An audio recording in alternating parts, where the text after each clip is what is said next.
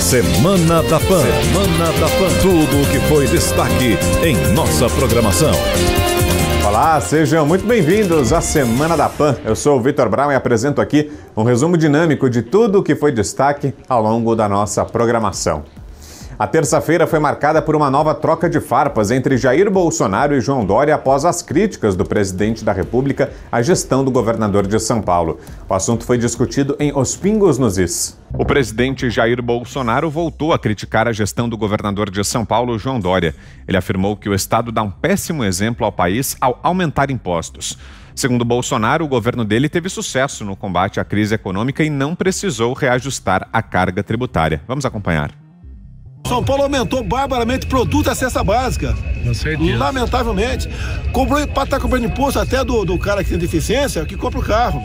Uma barbaridade. E nós sim, fizemos o que tinha que fazer, não aumentamos impostos, muito pelo contrário. Agora um estado ou outro, que é o mais importante da economia do Brasil, dá esse péssimo exemplo agora aumentando impostos. Em resposta, o governador João Dória afirmou que o presidente segue desinformado. O tucano garantiu que o estado de São Paulo não promoveu aumento de impostos e pediu que Bolsonaro passe a governar para o Brasil e não pelo que definiu como interesses políticos e ideológicos.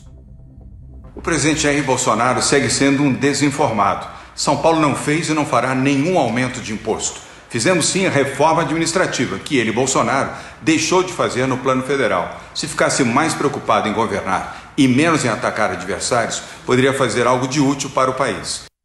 A declaração do presidente sobre a gestão de Dória ocorreu em fala com apoiadores nesta terça-feira. Bolsonaro afirmou que o Brasil recuperou a credibilidade internacional graças ao trabalho desempenhado pelo governo. O Brasil é um país que resgatou a credibilidade lá fora. Então lá fora há uma diferença. A prova está aqui, ó. Ele está vendendo mais, está produzindo mais. As empresas estão recomendando, lá fora estão recomendando comprar real, esse pessoal. Então é mais uma sinalização que está dando certo a economia nossa.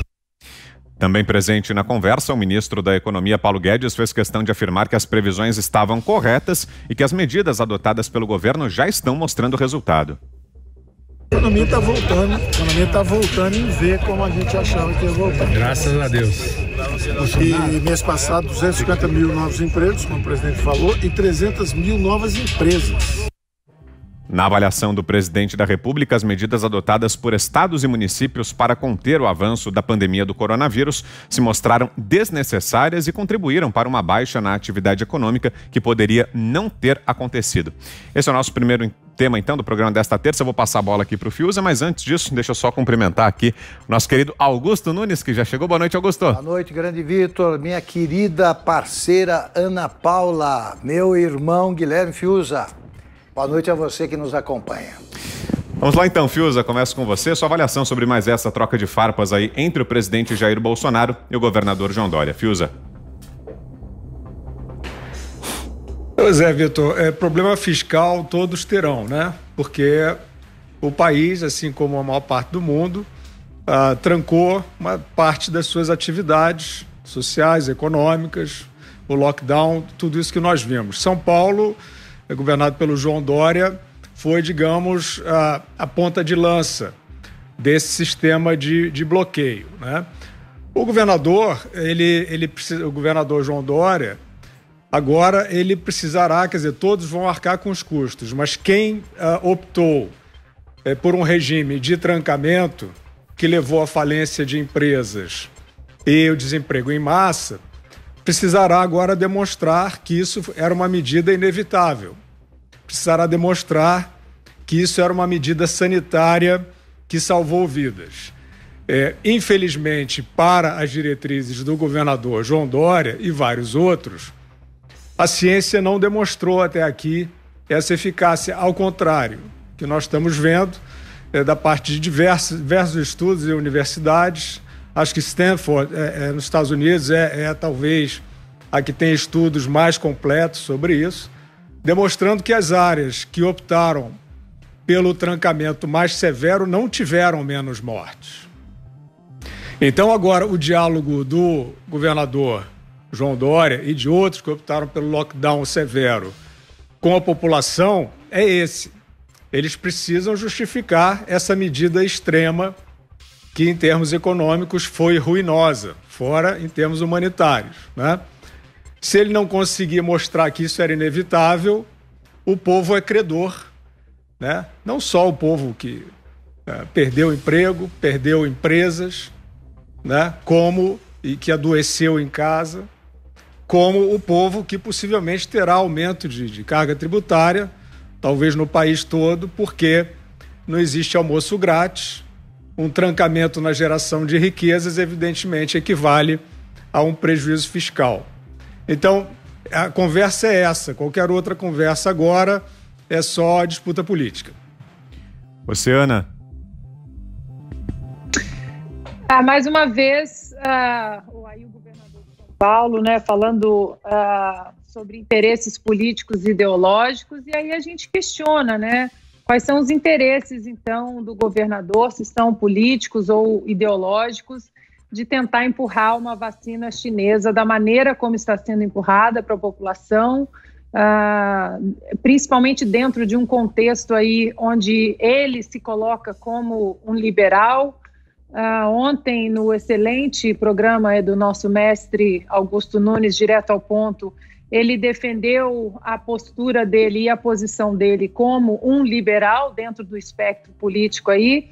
E aí eu vou concordar com a economista Renata Barreto, que teve uma frase maravilhosa ontem dentro do programa, que diz que dentro dessa pandemia aí, dentre várias ações do governador João Dória, a imposição de uma possível vacina, agora o aumento de impostos, a Renata foi muito feliz de dizer que o governador João Dória era um liberal de ocasião, assim como o Amoedo. E eu vou ter que concordar com a Renata, porque a gente vê que existem interesses políticos e ideológicos aí que ele está colocando exatamente esse lado que ele fala que é liberal de lado, e um aumento de impostos a gente sabe que vai contra absolutamente toda a cartilha, né, de liberalismo econômico. Um lockdown severo no estado de São Paulo, a maior economia do Brasil. Isso é preocupante porque o estado de São Paulo ele é um exemplo para todo o Brasil. Ele é ali uma das boas e fortes engrenagens do país. Então, mais uma vez, a gente aqui deixa o nosso recado do nosso sempre questionamento a qualquer governante sobre as nossas liberdades econômicas, liberdades civis, principalmente para aqueles que se auto-intitulam aí liberais, mas que nas ações não estão mostrando aí um laço muito afetivo com o liberalismo. Augusto. O governo federal foi impedido de atuar no combate à pandemia e ficou com o papel de pagador das contas, das despesas feitas pelos governadores. Esse é o problema. Agora, os estados não escaparam de um enorme prejuízo, vão ter de arcar com isso. Estão tentando transferir também essa conta, espetar essa conta no governo federal, que significa espetar a conta nos pagadores de impostos, que somos nós.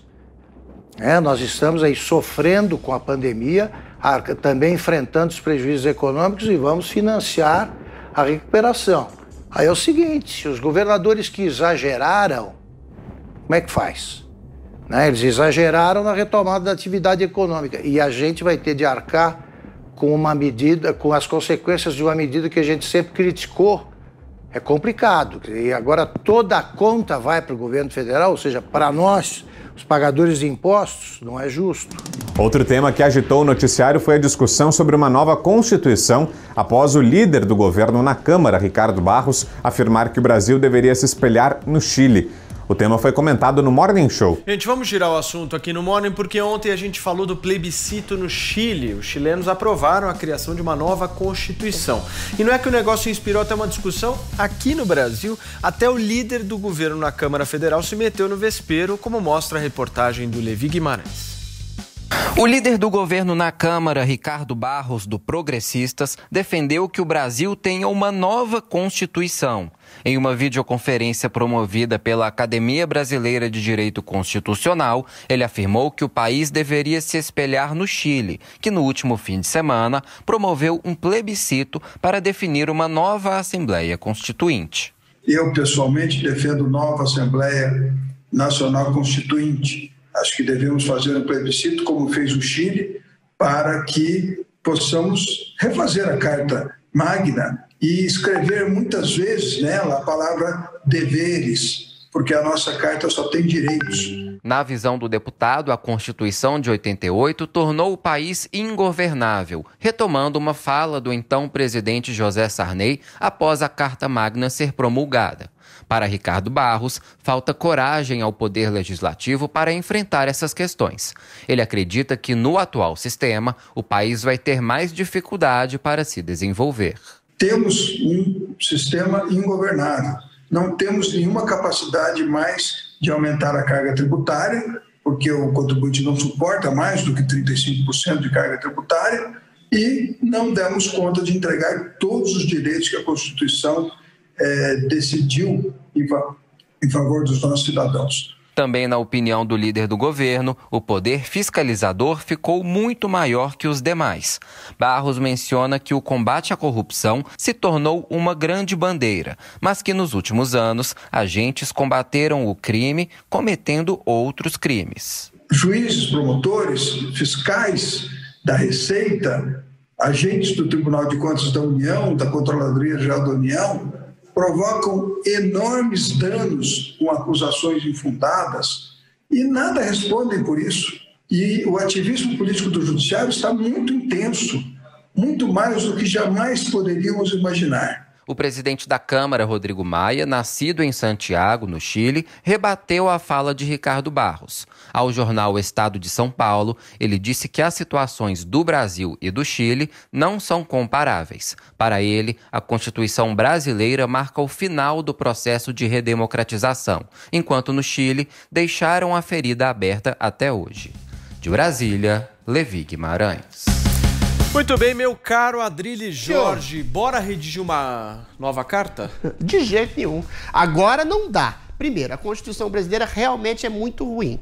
Diferentemente da do Chile, que foi emendada, que foi aprimorada, que foi feita num período de pujança econômica do monstro Pinochet, que apesar de tudo teve uma boa diretriz liberal, que faz essa parceria público-privada entre o Estado e a iniciativa privada, né? A Constituição brasileira, essa ruptura que se deu no fim do primeiro período da ditadura, né, foi muito ruim, porque ela garantiu demais direitos, e direitos, sobretudo, a criminosos. Ela foi mal redigida nesse sentido. Ela é garantista. Só para você ter uma ideia, ela dá direito a 4 instâncias de julgamento, uma jabuticaba que só existe no Brasil. E 4 instâncias de julgamento, ela não olha para a própria realidade. Ela dá mais direitos de autodefesa, sobretudo aqueles que podem pagar as 4 instâncias de julgamento. Tem outras coisas, por exemplo, a falta de clareza entre o que é a autonomia dos estados e da União. Tudo isso vai parar quase sempre no STF. A gente viu um exemplo agora em relação à pandemia, ceifou os poderes do presidente, jogou para os estados. Ou seja, a questão da propriedade privada, que segundo a própria Constituição é inviolável, mas tem que garantir uma função social que serve para que certos, inclusive candidatos aí, a que invadam a propriedade privada, ela é confusa e difusa, né? Eles fizeram uma espécie de Constituição com síndrome do preso político e garante muito direito, sobretudo direitos que são lenientes à possibilidade de do garantismo da criminalidade impune, né? Ou seja, tem uma série de centenas de artigos que são remendados o tempo todo. Ou seja, é uma Constituição realmente falha, que por isso que é falha, sofre emendas o tempo todo sem parar. Agora, fazer uma constituinte agora é completamente inviável. Como o Vini falou aqui para mim, a gente não consegue nem fazer privatização no meio de uma pandemia, no meio de uma crise de governabilidade, a gente vai fazer uma constituinte agora, é completamente utópico e maluco. E aí, Joel, bora fazer então uma constituinte de boa, tranquila, rápida? Todo mundo projeta os seus desejos, né? Porque poderia sair de uma nova Constituição. Mas ninguém sabe ao certo o que viria daí, hein? Pode vir cada irresponsabilidade, cada loucura. O deputado Ricardo Barros, pelo que eu depreendi da fala dele, ele quer diminuir o peso do judiciário, aumentar o peso do Congresso, pensando provavelmente parlamentarismo, em se blindar contra investigações e tudo, porque é o grande problema que ele vê ali. Poderia ter consequências danosas, inclusive para o combate à corrupção. Ali eu perguntaria também para outros agentes, né, para o Ministério Público, Judiciário, como é que eles veem essas bandeiras aí, que se a gente só aceita o discurso ali do deputado, ela fica simples demais, né? Gostei da fala do Rodrigo Maia. O Chile está em outro momento histórico. A gente marcou a nossa transição para a democracia com a nova Constituição. O Chile nunca teve essa mudança, acho que ainda cala fundo essa ferida aberta aí na sociedade chilena. E, ao mesmo tempo, a Constituição brasileira, eu concordo com a deles, tem muitos problemas, mas ela é uma Constituição que, em larga medida, é editável. A questão da prisão em última instância, por exemplo, isso pode ser mudado. Isso tem, inclusive, tem a PEC aí da prisão em segunda instância. A questão é se a gente mobiliza o apoio político para isso, mas a coisa pode mudar. Tem poucas coisas, são cláusulas pétreas, né, da nossa Constituição, coisas que não podem ser mudadas. O Estado federativo, o voto, né, tem que ser periódico, secreto, direto, tudo mais. Alguém quer mudar isso? Acho que ninguém vai propor uma mudança nisso. Separação dos poderes, os nossos 3 poderes, né, acho que também é um ponto pacífico, ninguém vai querer mudar. E direitos e garantias individuais também. Acho que as mudanças que o país precisa podem ser perfeitamente bem feitas sem a necessidade de uma constituinte, de uma nova Constituição, que a gente não sabe o que pode sair daí. Mas uma das críticas que fazem à Constituição de 88 é exatamente essa que você acabou de falar, né? Excesso de direitos e poucos deveres. Como é que você enxerga isso? Os deveres estão na Constituição, né, Paulo? Na forma de impostos, tributos. Isso aí aparece bastante na Constituição. Esse é um ponto que eu acredito que sim. Fala-se muito dos direitos. Agora, como são tantos direitos também, muitas vezes a interpretação do judiciário acaba falando mais alto. Então, temos o direito à saúde. Isso significa que, portanto, todos nós temos o acesso de fato à saúde? Ou que, por um lado, não, evidentemente não. Por outro, será que o Estado, então, vai gastar ilimitadamente, sem fim, na saúde? Não. Ele tem que pensar nos outros direitos da população também, que se a gente só gastar com saúde, não vai ter como satisfazer os outros direitos. Por isso, eu acredito que os nossos dilemas, os nossos desafios aqui no Brasil podem ser resolvidos com a discussão política no Congresso, com PECs, às vezes, quando necessário, para mudar a Constituição, sem a necessidade de reformular uma Constituição inteiramente nova. Tem que reformular uma coisa. Diz o seguinte, tudo bem, a gente fala muito em direitos, mas existe alguma coisa que o Brasil esteja fazendo de forma muito discrepante de outras experiências? Saúde universal, consideração, sim, de que a propriedade tem que atender uma função social. Isso, com diferentes terminologias, é contemplado nas constituições de quase qualquer país do mundo, assim, sabe? Então, eu não acho que a gente tenha nada muito discrepante que exija mudança na nossa. Tem uma coisa discrepante, sim. Tem um grande angu de caroço, que é essa confusão esquizofrênica se o Brasil é um país parlamentarista ou presidencialista. Do jeito que a Constituição foi feita, Joel, os poderes estão muito mal distribuídos. Um governo, a gente vê isso o tempo inteiro debaixo do nosso nariz, não governa se não se prostrar aos interesses do Congresso. E em 90% dos casos, os interesses do Congresso são voltados para o próprio umbigo. A gente já falou isso milhões de vezes. Isso deu em Petrolão, em Mensalão. Ou a gente se define por um sistema parlamentarista claro, ou presidencialista, claro, com partidos mais segmentados, mais óbvios. Isso torna, aí sim, o ministro tem razão, o líder tem razão, o país completamente, não só ingovernável e suscetível à corrupção e a corromper o Congresso corrompe o Executivo corrompe o Legislativo, e aí se ninguém corrompe ninguém governa. É um negócio, assim, completamente absurdo. Esse tipo de amálgama entre parlamentarismo e presidencialismo é o grande entrave constitucional. Sem uma reforma política devida que faça esse ajuste constitucional no sistema de governo do Brasil, a gente nunca vai para frente com mais celeridade. Mas olha que interessante, nos Estados Unidos, por exemplo, o presidente também não consegue governar se não tiver maioria no Congresso. Mas tem dois partidos lá. Né? Dois partidos. Portanto, se ele tiver a maioria, ele consegue. Aqui no Brasil, podemos, então, reduzir talvez o número de partidos, que é o que vai acontecer progressivamente com a cláusula de barreira. Eu até defendo que a cláusula de barreira seja tornada mais estrita. Mas aí veio o STF e derrubou. Ele derrubou a cláusula de barreira, você tá lembrado? Depois voltou. Depois voltou. Voltou. E agora ela está valendo. Com 1,5%, era 5%. Isso, poderia ser mais estrito. Bem mais. Mas eu acredito que melhorará a qualidade e a governabilidade do país. A longo prazo, muito longo prazo. Por isso que eu digo que nós não vivemos num sistema presidencialista nem parlamentarista. Nós vivemos num sistema supremalista, meus caros amigos. Essa isso aí. É a verdade. Na quarta-feira, o presidente Jair Bolsonaro revogou um decreto que permitia estudos sobre a participação da iniciativa privada nas unidades básicas de saúde. A medida do Ministério da Economia incluía as UBS no PPI, o Programa de Parcerias de Investimentos. Em publicação nas redes sociais, Bolsonaro criticou a interpretação de que seria uma privatização do SUS. Segundo ele, o país tem hoje 4.000 UBSs e 168 unidades de pronto atendimento inacabadas e que faltam recursos financeiros para a conclusão das obras, aquisição de equipamentos e contratação de pessoal.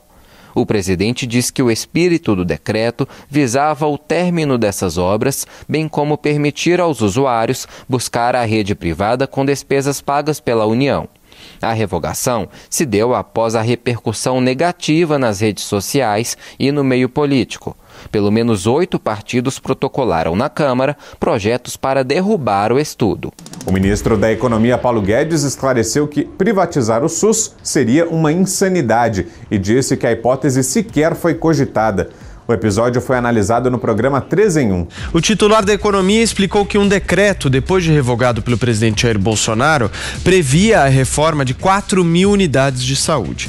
Ao participar de audiência na Câmara nesta quinta-feira, ele destacou que a iniciativa partiu de uma funcionária de carreira. De acordo com Paulo Guedes, a proposta saiu da área que cuida de programas de parcerias de investimentos do governo. Vamos acompanhar a fala do ministro Paulo Guedes. Aparentemente, tinha mais de 4.000 unidades básicas de saúde que iniciaram a construção e não estavam conseguindo terminar por falta de recursos. E fui tomar conhecimento, realmente uma decisão lá de trás, que aparentemente, por isso que eu garanto que jamais teve sob análise falar em privatizar a SUS. Seria uma insanidade falar disso. Aparentemente, a minha secretária especial foi tentar estender a mão para ajudar a saúde e já cortaram a mão dela em 3 minutos. Já virou logo tentou privatizar o SUS. Já cortaram a mão da secretária. É por isso que eu não me aventuro muito em assuntos assim. De acordo com Guedes, o SUS mostrou a decisiva importância de ter um sistema descentralizado de acesso à saúde. Já na avaliação do vice-presidente da República, Hamilton Mourão, houve muito barulho por nada. Na noite de ontem, em conversa com apoiadores na entrada do Palácio da Alvorada, Jair Bolsonaro defendeu o decreto. O mandatário justificou que possui um bom atendimento médico e que a população também deveria ter. Josias, você começa essa. É preciso atualizar o apelido do Paulo Guedes. Posto Ipiranga deixou de ser uma boa metáfora para definir o ministro. Até porque no que é essencial tem lhe faltado combustível. Ficou mais parecido com um trator desgovernado. Atropela colegas da esplanada, produz aí estragos em série. Passando por cima da pasta da educação, ele sugeriu o adiamento do reajuste do Fundeb para 2022, não colou. Ignorando o Ministério da Cidadania, ele propôs vários formatos já de financiamento para o Renda Brasil, que virou Renda Cidadã, que ainda pode voltar a ser o velho Bolsa Família, porque nada ficou em pé por enquanto. E dando de ombros para a pasta da saúde, levou ao Palácio do Planalto e colheu a assinatura do presidente em plena pandemia nesse decreto que encostava a iniciativa privada nos postos de saúde do SUS. Durou menos de 24 horas. Essa encrenca do SUS já ganhou rugas, porque o ministro teve esse novo encontro com os holofotes e despejou já uma série de novas velhas polêmicas na conjuntura. Ele se referiu à FEBRABAN como Federação Brasileira do Lobby, uma casa de lobby que financia ministro gastador, para ver se fura o teto, ou seja, ressuscitou a briga com o ministro Rogério Marinho, que é do Desenvolvimento Regional, que ele chama de ministro fura-teto, uma briga que o Palácio do Planalto dizia que estava resolvida. Conversa mole, não está resolvida. O ministro Paulo Guedes voltou a falar de CPMF, que ele enxerga ali como o único caminho para desonerar a folha de empresas. Aí diz que o imposto está morto, mas deixa claro num comentário que fez lá para os parlamentares que a CPMF continua respirando dentro do caixão. Estamos na véspera da eleição, quero declarar que esse imposto considero morto, extinto, porque está à véspera da eleição. Ficou claro ali que, abertas as urnas, também abrir-se-á o caixão da CPMF. O Paulo Guedes entrou até, veja você, na guerra da vacina, sugerindo ali que o governador de São Paulo tem que pagar pela vacinação da sua população, como se a população de São Paulo fosse alheia ao Brasil, se não fossem brasileiros que estivessem vivendo em São Paulo. Polêmicas desnecessárias, está parecendo que falta foco ao ministro da Economia. O Paulo Guedes está falando demais e produzindo de menos. O presidente Bolsonaro está se irritando muito e governando pouco. O compromisso do presidente Bolsonaro com a agenda do seu ministro é hoje uma grande dúvida. E o Centrão, que deveria fornecer ali votos ao governo para aprovar as reformas, ainda não deu as caras. Reformas estão empacadas e o ministro Paulo Guedes se limita a terceirizar responsabilidades. Tá lá o Congresso, não deixa privatizar e tal. O presidente da Câmara, o Rodrigo Maia, que agora virou o nhonho do governo, ele não está transferindo a carapuça para o Bolsonaro, que é quem caberia, segundo as palavras dele, definir as prioridades e organizar a tropa para votar no Congresso. O Rodrigo Maia está dizendo que é a base governista que está travando lá os trabalhos no Congresso. O que é o seguinte, não se deve perder de vista que se os indicadores fiscais não forem retirados da UTI, quem vai pagar essa conta é o brasileiro. É com isso que o ministro deveria se preocupar, não em ficar criando uma polêmica atrás da outra e se miscuindo em áreas de outros ministérios. O ministro tem uma tarefa que é hercúlea. Se ele se concentrar nessa tarefa, é muito difícil de realizá-la. Mas se ele se dispersa, aí mesmo é que fica impossível. Thaís Oyama. O ministro já foi, já voltou. A coisa começou com o Bolsonaro, o presidente Bolsonaro, falando que não ia ter aumento de impostos. Aliás, que ia ter imposto, mas ia ser um substituto, não ia ter um novo imposto. Aí depois veio o Paulo Guedes e disse naquela palestra da Febraban que sim, ia ter imposto digital, não dá para fugir disso, não tem solução. E na mesma palestra, né, certamente alguém pisou na canela dele, deu um chute na canela dele, aí ele veio dizer, não, que agora é hora de eleição, ano de eleição, não se pode falar em coisas assim, desagradáveis, aumento de imposto, o imposto está morto. Enfim, num único dia, você vai, você volta, você vai de novo, aí você diz que o imposto está morto. E daí, eu volto a dizer o seguinte, esse negócio, esse vai e vem, não é só ridículo, mas isso acaba com a credibilidade do país, daí gera a cadeia, né, de novo. Acaba com a credibilidade do país, gera insegurança, provoca a fuga de capitais. Qual é o investidor que vai botar seu dinheiro num país que parece que está sendo governado por um bando de malucos, que ora fala uma coisa, ora desfala a mesma coisa? Então, fuga de capitais. O que acontece com a fuga de capitais? Aumenta o dólar, porque o dólar some, daí aumenta o dólar. Aumento do dólar, o que acontece? Por exemplo, aumenta o custo dos insumos agrícolas. E onde é que vai parar isso tudo? No preço das prateleiras dos supermercados. Fica mais caro, o alimento fica mais caro. Então, é isso que eu queria falar. Essas brigas todas, elas não trazem só essas brigas e esses vai-e-vens e essas falas desencontradas, elas não trazem só vergonha para o país, elas trazem também prejuízo real, concreto para o bolso dos brasileiros. Constantino. Vamos lá, Paulo. Quem se perdeu, né, pode perguntar no posto Ipiranga, lá tem as respostas, né? O problema é que tem alguém que, como o Josias disse há um tempo atrás, controla a pauta. E quem controla a pauta é o Inhon e o Botafogo, né? Então a gente tem que apontar os dedos para os responsáveis verdadeiros dos problemas. O governo e principalmente o ministro Paulo Guedes, eles sabem muito bem o que querem, sim. Tem aí toda uma agenda virtuosa, inclusive, que vem sendo feita naquilo que não depende do Congresso, como várias mudanças burocráticas e tudo mais, né? Quem criou essa polêmica do SUS? Foi o Paulo Guedes? Ele deu o exemplo lá da secretária tentar ajudar no negócio que estava emperrado, né? Falaram em privatização do SUS. Quem falou isso? Foi o governo? Foi o Paulo Guedes? Não! Nós falamos isso no programa de ontem. Quem falou isso foi a extrema esquerda, que estava em busca de uma pauta, de um pretexto para acusar o Bolsonaro e o governo, porque é a única coisa que eles sabem fazer na vida, que nem alguns jornalistas que eu conheço. Então, veja, hora nenhuma se falou em privatização do SUS, o governo não consegue privatizar os Correios, a Eletrobras, porque depende do Congresso, vai privatizar o SUS. Quem é que levou a sério isso? Nem o Marcelo Freixo levou isso a sério. Mas a turma foi em cima, contou com a ajuda de artistas e intelectuais, do naipe de uma grande cientista política como a Anitta, né? Todo mundo com hashtag defendam o SUS está em perigo.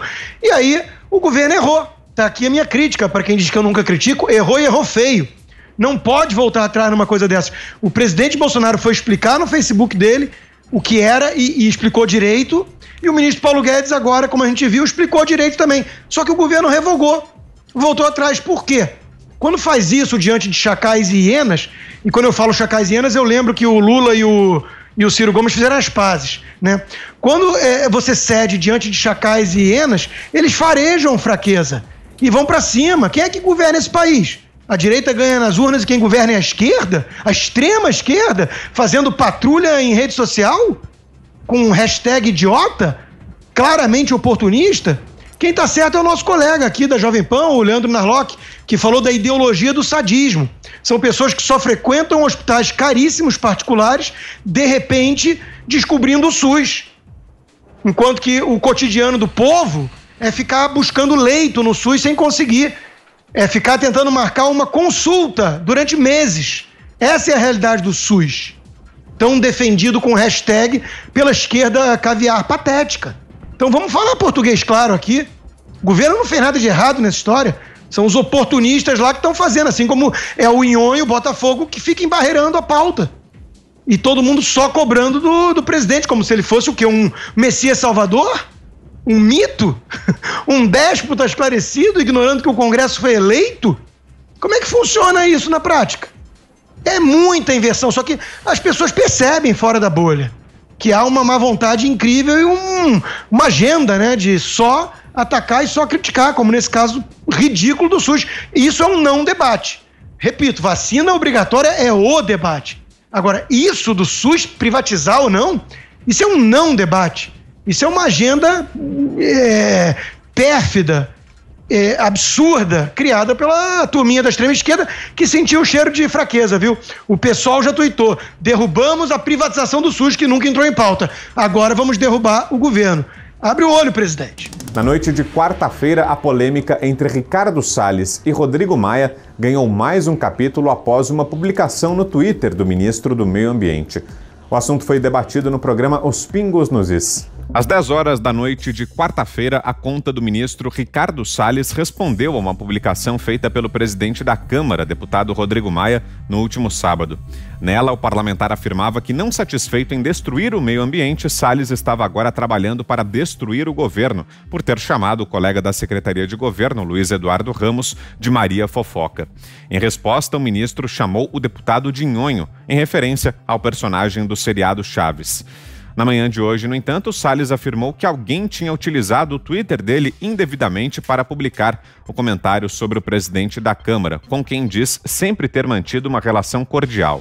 Em seguida, a conta de Salles foi apagada da rede social. Segundo o Ministério do Meio Ambiente, Ricardo Salles enviou uma mensagem diretamente ao presidente da Câmara para esclarecer o episódio. A pasta não informou, no entanto, se a PF será acionada para investigar a suposta invasão da conta do ministro.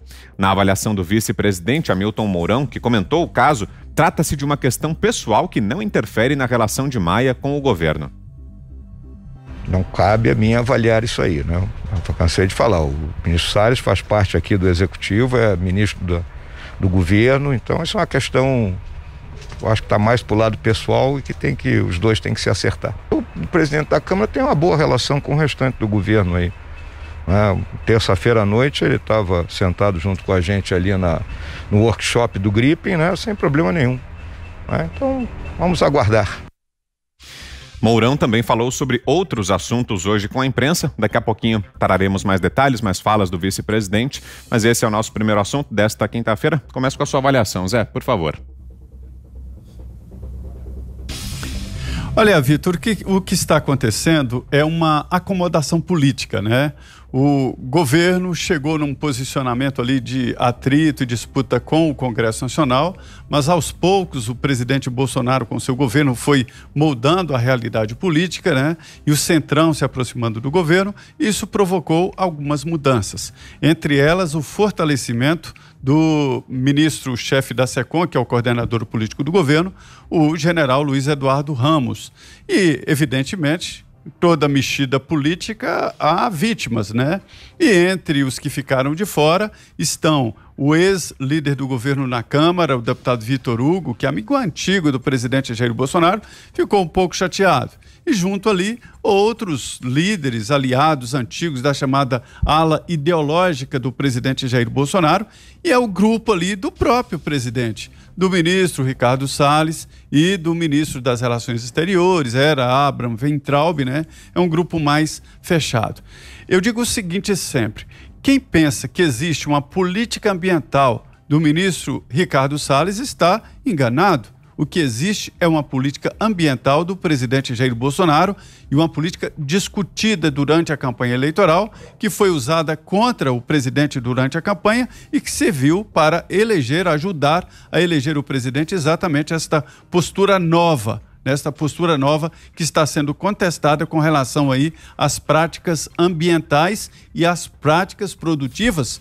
E mais do que isso, muita gente pensa que a política ambiental rigorosa interfere só na produção de alimentos, mas na verdade é também na construção de estradas, reformas e duplicação de estradas, usinas hidrelétricas e obras públicas e privadas, grandes obras paralisadas por falta de uma licença ambiental.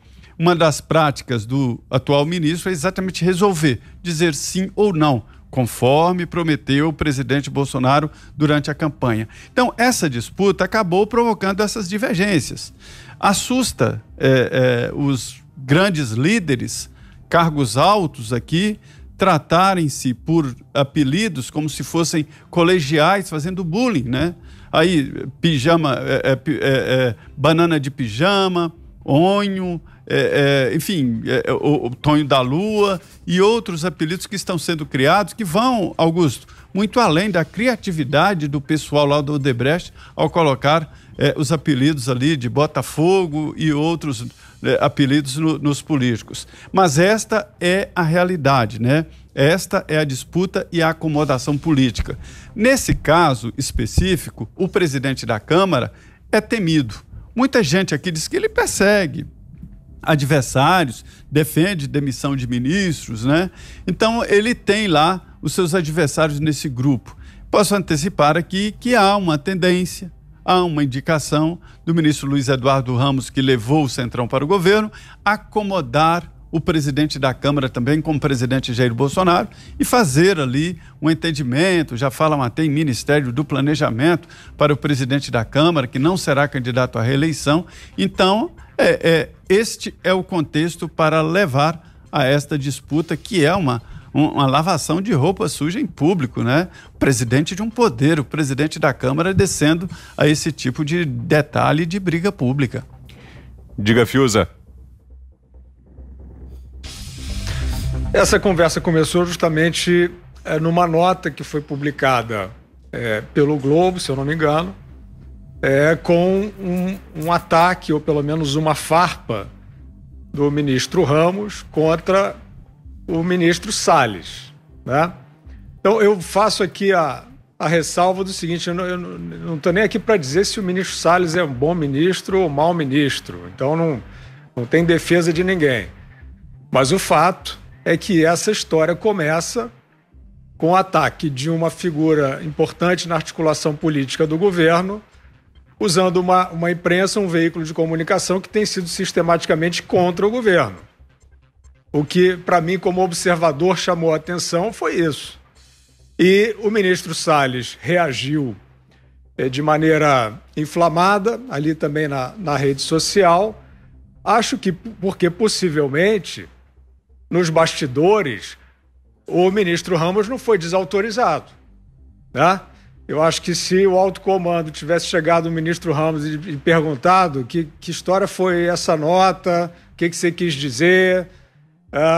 Talvez não tivesse acontecido. O ministro Salles ficou, então, digamos que emparedado ali e reagiu publicamente também. E aí sobreveio essa postura do Rodrigo Maia que, para o que ele se diz, que é um agente de harmonia, ele fala muito, né, para quem diz que busca harmonia. Ele fala sobre tudo, ele se mete em todos os assuntos, se meteu nesse assunto do ministro Ramos com o ministro Salles de uma maneira que eu achei até que, se o ministro Salles quisesse buscar reparação judicial, ele tinha todos os elementos para isso. Não sei se vai fazer, e aqui não é uma sugestão, mas é só para ver o calibre do ataque. O Rodrigo Maia disse que o ministro Salles destruiu o meio ambiente. Isso é uma acusação muito grave, né? Pode ir na frente, Augusto. Olha, eu já disse aqui que roupa suja se lava em casa. Eles estão lavando em público. Também vou me repetir. Há muita coisa para fazer, tem serviço, né? Não falta serviço, coisas importantes, problemas a desfazer, tarefas a cumprir e, no entanto, fica aí esse bate-boca que não serve para nada. Eu, se fosse presidente da República, e não serei, eu teria demitido os dois. Todo mundo, eu cito qualquer editor de redações que eu dirigi, que batesse boca com outros, felizmente nunca aconteceu, mas eu deixava claro que eu demitiria os dois. Imagine você dirigindo uma redação e dois editores gritando um com o outro no meio. Quem é que fica desgastado? Quem chefia. Então, eles acabam desgastando o presidente da República. Tem tanta coisa a resolver, quer dizer, eu recomendo ao ministro Ricardo Salles, eu me dou bem com ele, que se dedique a fazer, a executar a política ambiental que ele defende, em vez de ficar discutindo. Esse pessoal perde muito tempo com rede social. Não pode ficar fazendo isso. E, aliás, existe uma oposição a combater, ou mais de uma. Você tem tendências oposicionistas a enfrentar, em vez de fazer isso, eles ficam uma briga doméstica. Eu acho que o ministro Salles devia fazer como vem fazendo o vice-presidente Hamilton Mourão. Ele está tratando de resolver o que é possível solucionar mais rapidamente na Amazônia.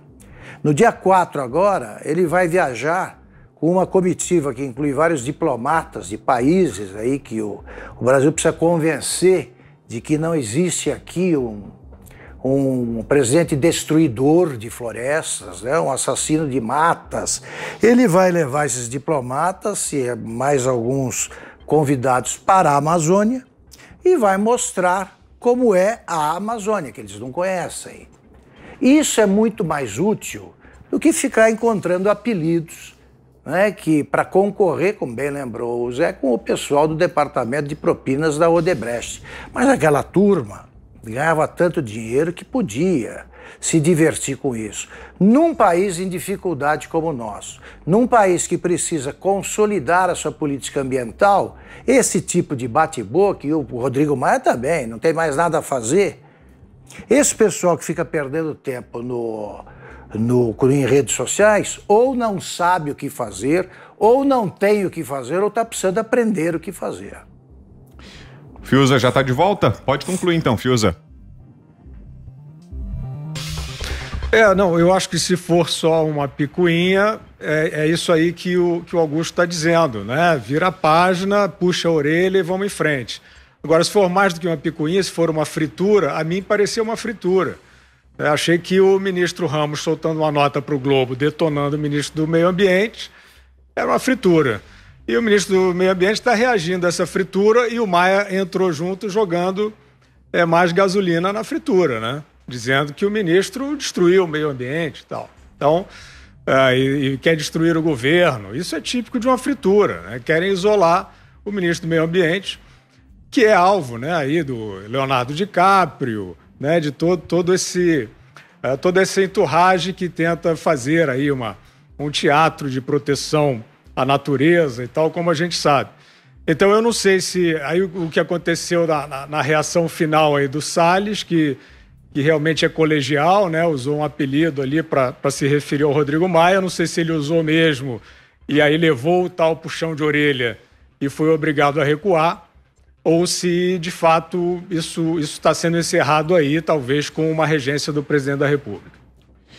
Você, Ana? Olha, Vitor, eu assino embaixo em absolutamente tudo que o Augusto falou. Eu acho que roupa suja se lava em casa. Eu até entendo que o ministro Salles tenha visto a provocação aí pública como uma necessidade de responder também em público, mas às vezes eu acho que todos eles ali, principalmente, né, o presidente da Câmara, Rodrigo Maia, tem que colocar a nação, tem que colocar a sociedade acima dessas picuinhas. Olha, Vitor, muita gente critica o sistema político aqui dos Estados Unidos por ter apenas 2 partidos, né? Só os democratas, só os republicanos, e fica ali os independentes, que é uma minoria no meio. E muita gente fala que isso aí centraliza muito poder, embora haja uma alternância de poder até bem saudável aqui dentro da Câmara, do Senado e na presidência. Mas o que a gente vê hoje no Brasil, Vitor, 30, não sei quantos, o Zé aí depois me corrige aí, coloca o número certo, 30 e tantos partidos, e essa confusão de centrão, de centro-direita, de centro-esquerda. Uma hora um une com o centro-direita dependendo da pauta, depois o mesmo político se une com o centro-esquerda dependendo da pauta. Então, a gente vê, por exemplo, um político aí que está no cenário político há tanto tempo quanto o Rodrigo Maia, que poderia pensar, que é presidente da Câmara, que poderia pensar exatamente, já tem o chão suficiente, maturidade política como experiência, né, tempo de experiência o suficiente para ser aquele apaziguador, para ser o diplomático, e, no entanto, não. Ele se comporta como, às vezes, um moleque, uma pessoa que acabou de chegar no cenário político e que fica incendiando essas intrigas dentro do Congresso e nas redes sociais.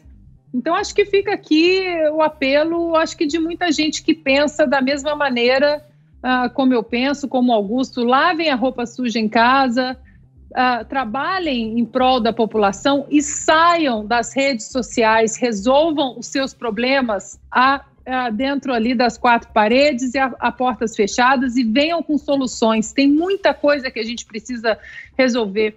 Várias reformas: administrativa, reforma política, reforma tributária, um plano de privatizações. Tem tanta coisa que a gente precisa aí no nosso caminho para a gente sair, né, do posto de país e passar para um posto de nação forte, que eu acho que a última coisa que eles deveriam estar fazendo é bater boca em rede social. A quinta-feira foi marcada por um novo embate entre o presidente Jair Bolsonaro e o governador do Maranhão, Flávio Dino, depois de comentários do presidente ao beber um refrigerante rosa do estado. O episódio foi comentado no Morning Show. Olha, a gente abre o noticiário de hoje com o quadro Não Convide para a Mesma Festa, aquele quadro que é sucesso a nível galáctico, né? Hoje estrelado pelo presidente Jair Bolsonaro e o governador Flávio Dino. Antes de mais nada, pessoal, dê uma conferida nesse vídeo aqui. É só um aperitivo da história que a gente vai contar já já.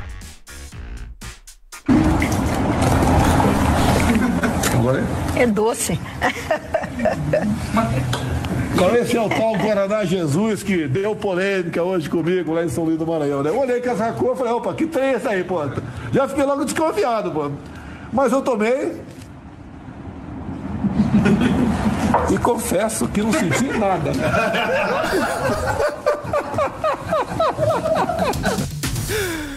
Vini, você tomou... Eu também confesso que até agora nada, viu, Paulo? Então tá tudo bom, maravilha. Polêmica em São Luís do Maranhão é assunto para nossa Luciana Verdolin. Olha, o governador do Maranhão, Flávio Dino, que é do Partido Comunista do Brasil, se irritou ontem com declarações que foram dadas pelo presidente Jair Bolsonaro durante visita ao estado dele. Dino anunciou que pretende processar o presidente por fazer propaganda política contra o PCdoB. O presidente Bolsonaro afirmou que pretende restabelecer a democracia no estado. E nós vamos, num curto espaço de tempo, mandar embora o comunismo do Brasil.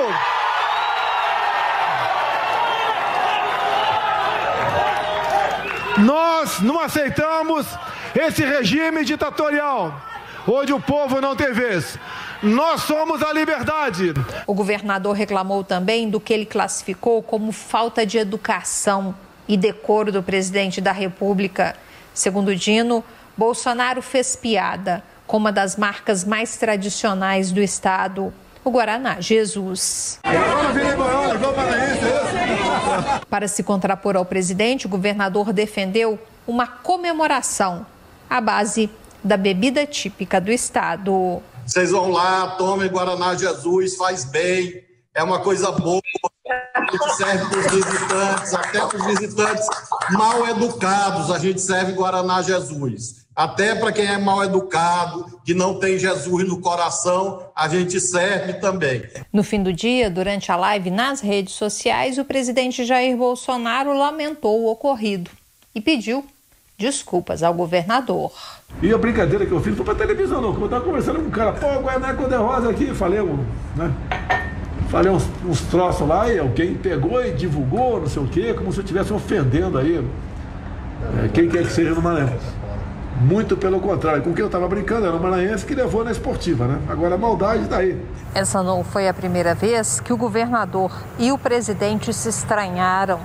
Na semana passada, por exemplo, Bolsonaro reclamou que a Polícia Militar lá do Maranhão, seguindo a orientação do governador, havia supostamente se recusado a fazer a segurança presidencial durante visita que seria realizada à cidade de Balsas, no interior do estado. O governador negou a acusação. A viagem da semana passada acabou sendo cancelada. Ontem, o presidente Jair Bolsonaro esteve em Imperatriz e Bacabeira. De Brasília, Luciana Verdolim. Muito bem, Vinícius Moura, você também tomou mais um aí. pouquinho, ó. Que beleza, hein? Gosto Flávio bom. Dino, um brinde pra gente que tem Jesus no coração aqui. Cuidado que o efeito é retardado. Zé Maria Trindade, você já tomou o seu Guaraná Jesus? Olha, nós estamos vivendo um momento aí de Guaraná Jesus, tubaína, comunismo, essas marcas do passado que apresentam como fantasmas aqui no presente. Olha, o presidente pediu desculpas e reconheceu que exagerou, né? Um presidente da República, ele quando fala, evidentemente que repercute muito mais. É uma piada sem graça, ultrapassada, como aquela história lá do pessoal de seringueiro, né? Que tira leite do pau. Então tem esse tipo de piada, o Lula que também falou sobre essa história de Transriadeira, que é uma rodovia unindo regiões, enfim, um presidente da República não deve falar não fazer esse tipo de piada. Cara, tá sem graça, como se a homossexualidade não fosse, fosse uma coisa ruim ou uma coisa para ser vítima de bullying. Isso não cola mais, é uma piada sem graça. O próprio presidente reconheceu ali, nem o Adriles vai dizer que não. O próprio presidente reconheceu que se trata de uma piada sem graça. Olha, Zé, você não tá aqui no estúdio vendo o que a gente tá vendo, Zé Maria Trindade. Cuidado, muito Zé. bem. Deixa eu ouvir um pouquinho do nosso Steve Wonder, por favor, João Pinheiro. Então vamos distinguir duas coisas aí, né? Uma que o Zé Maria bem colocou, esse tipo de piadinha, o Lula fazia um monte disso também, né? Eu lembro que teve uma fala infame do Lula uma vez sobre a cidade de Pelotas, lá atrás, enfim. Esse tipo de piadinha que às vezes a gente escuta aí, não tem lugar para uma pessoa que representa a nação, né? Que representa o país, está fazendo esse tipo de piadinha. E tem o outro também, o outro lado aí da outra fala que a gente ouviu do Bolsonaro, que eu vou varrer o comunismo do Brasil, não sei o quê. Gente, existem apenas dois lugares onde existe comunismo nesse país. Um é a cabeça do povo de extrema-direita, que realmente acha que a gente vive o comunismo, ameaça comunista, ou se alguém fala que defende o SUS, não, isso é comunismo, não sei o quê. Um lugar onde o comunismo existe é a cabeça da extrema-direita brasileira. No outro, é no nome do partido do Flávio Dino. Mas, evidentemente, ele não é comunista. Não tem nem cabimento aqui achar que não, o Flávio Dino está lutando para impor o comunismo no Brasil, está trazendo isso. Pelo contrário, até alguém que se distingue pela moderação na forma de fazer política. Então, fora alguns quadros de extrema esquerda na velha política brasileira, mas já sem nenhuma expressão, sem nenhuma representatividade. E, na cabeça conspiratória da extrema-direita, não tem comunismo no país, pessoal. Vamos superar isso aí. E para você, Adriles? Jesus no coração, na alma e nos lábios, para me inspirar no meu comentário. Bom, primeiro, concordo com o Zé Maria, acho que a piada foi meio sem graça. Mas eu volto a citar sempre o brilhante Milor Fernandes. Acho que liberdade de expressão é poder fazer piada sem graça, sem que isso seja motivo de criminalização ou processo. Se a gente analisa a piada do Bolsonaro a fundo, o que ele diz? Ele diz que o Guaraná Jesus vai transformar ele em baitola. Baitola é uma boiola. É uma expressão vulgar e meio tola para a homossexualidade. Mas ele não denigre, ele não ofende exatamente os homossexuais. Ele fala só que tem um medo intrínseco de se transformar em um homossexual. Talvez seja exatamente pelo reconhecimento da fluidez sexual, que eu falo da escala Kinsey, né? Que eu fico meio confuso com alguns transexuais. Talvez ele tenha esse medo da homossexualidade latente nele. Ele não ofende de qualquer forma a homossexualidade em si ou o caráter da preferência sexual dos homossexuais, né? Se a gente for criminalizar tudo e qualquer coisa, toda e qualquer forma de piada, de humor como ofensivo, daqui a pouco os estrábicos vão se sentir ofendidos porque são chamados de vesgos, os baixinhos de pouca sombra, os magrelos de vira-pau. Ou seja, o humor tem sempre um caráter, em alguma medida, agressivo e ofensivo. Claro que existe um tom entre o que é uma coisa que massacra e vilipendia o caráter da pessoa e uma coisa que faz brincadeira com algum tipo de estereótipo. E foi esse caso. O mimimi, o império do mimimi do politicamente correto, tolhe as relações e cria exatamente a extinção do humor, que é a capacidade de rir da própria graça. Agora, sem graça é o Joel falar que não existe comunismo no Brasil. Não existe o comunismo lato sensu, grosso modo, como uma coisa concreta, real. Agora, se existe um partido comunista do Brasil, existe uma intenção subliminar de que as hostes socialistas que nunca deram certo na história, no passado, do mundo, de qualquer lugar do mundo, e que às vezes voltam como fantasmas concretos e vivos, como na Venezuela, como na Argentina, que não são eventualmente países comunistas, mas que têm essa sanha socialista de dirigentes que querem socializar os meios de produção.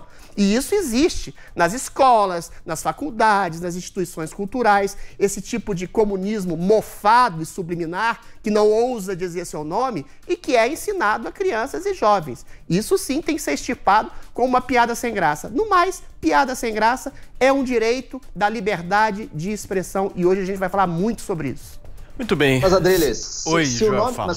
Fala, Steve. Se o nome do partido fosse definição, então o PL era realmente liberal, então o PP era realmente um partido progressista. Tirado o nome do partido, uma grande conclusão acerca da política do Flávio Dino, um negócio assim, totalmente fora. Esses nomes aí significam qualquer coisa para qualquer pessoa. Então por que coloca o nome? Se a pessoa tem uma intenção subliminar de estabelecer um tipo de padrão de modelo de um governo, para que você vai chamar o seu partido de Partido Comunista do Brasil? Concordo. Mas você acha que o PL é um partido liberal hoje em dia? Óbvio que não. Não, mas se tem uma deturpação na sua intenção, na sua origem ideológica, é uma coisa. Mas se você tem uma intenção... Por exemplo, por que não existe um partido nazista do Brasil? Porque a gente sabe que, historicamente, o nazismo foi pavorosamente ruim.